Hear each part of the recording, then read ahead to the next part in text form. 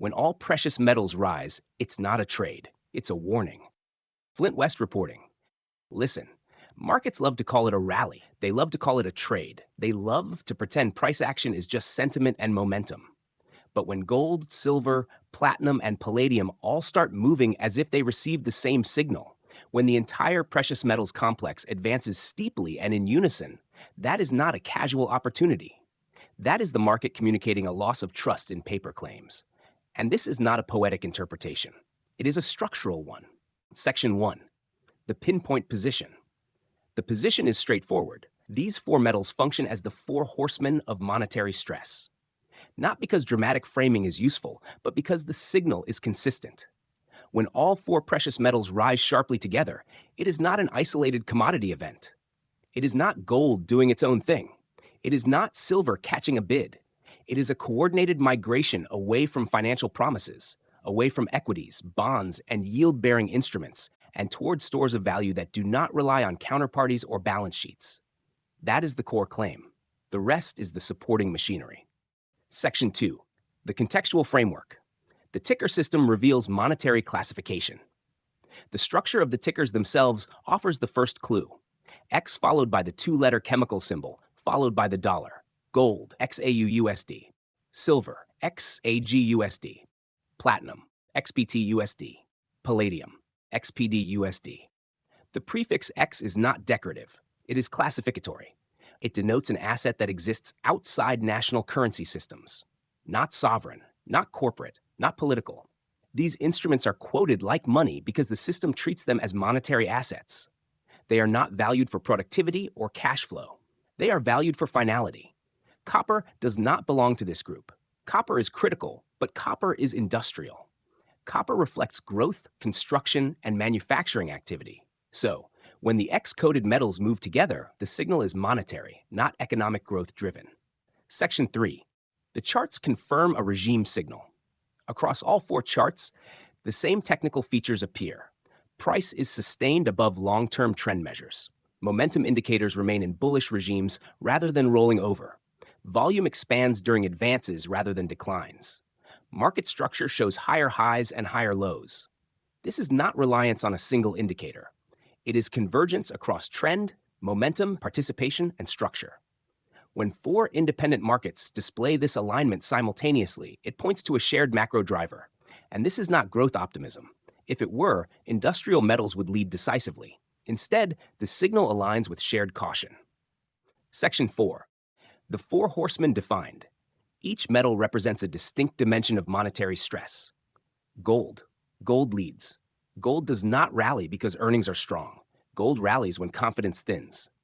Gold represents a preference for assets that do not default, do not dilute, and do not negotiate. When gold extends far above long-term averages and refuses to correct, it is not exhibiting weakness. It is reflecting sustained demand for monetary certainty. Gold responds to balance sheets, not indicators. Silver. Silver follows. Silver exists between money and machinery. It is both a monetary metal and a critical industrial input. Silver is physically superior as a conductor, yet economically subordinate to copper because markets optimize for cost, not perfection. When silver rises alongside gold, it indicates the signal is broadening. Participation is expanding beyond quiet institutional hedging. Silver reflects contagion, the awareness of stress spreading. Platinum. Platinum represents structural fragility. It is rare, industrially critical, and difficult to substitute. Platinum often remains suppressed for extended periods, then reprices suddenly. When platinum breaks out decisively, it reflects recognition of supply constraints and reduced system redundancy. It signals that not all shortages can be resolved through substitution or scale. Palladium. Palladium represents acute scarcity. Often ignored until it moves, palladium reminds markets that supply chains are physical, finite, and geopolitically sensitive. When palladium reclaims long-term trends with supporting volume and momentum, it is not a speculative event. It is a repricing of scarcity. Section 5. What simultaneous strength means. When all four precious metals rise together, the market is not expressing optimism. It is expressing distrust. This is not a rotation into productivity. It is a retreat from financial claims. Capital moves away from promises, from yields, from narratives of compensation for risk. It moves toward assets that can be held, settled, and transferred without reliance on institutional solvency. This is preparation, not speculation. Section 6. Bonds, equities, and the yield illusion. In a stable system, bonds are boring. Yield compensates time. Risk is measurable. In an overstretched system, yield becomes an illusion. When debt expands indefinitely and confidence becomes the primary collateral, bonds cease to be risk-free. They become risk redistributed. At that point, rebalancing gives way to retreat. Markets begin asking which assets do not depend on continuation of the story. Precious metals exist for precisely this moment. Section 7. Bitcoin as the secondary expression. Bitcoin does not typically lead monetary stress. It amplifies it. Gold moves first because it is institutionally acceptable. It can be accumulated quietly and defensively. Bitcoin follows later with greater volatility because it requires acknowledgement of systemic fragility. The sequence is consistent.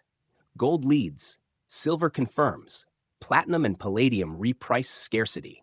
Bitcoin expresses the same stress with greater magnitude. Bitcoin is not a different trade. It is the same trade, accelerated. Section 8. The central conclusion. This is not a story about metals rising. It is a story about confidence leaving. When all precious metals rise together, it signals a coordinated shift away from financial abstractions toward hard settlement assets. It is not a trade. It is a warning. Markets can continue functioning. Prices can remain elevated. Narratives can persist, but the metals do not argue. They simply move. And when they move together, they reveal what the system prefers not to say out loud. Confidence is being withdrawn, and every advance across those charts is another confirmation of that reality. Flint West, signing off.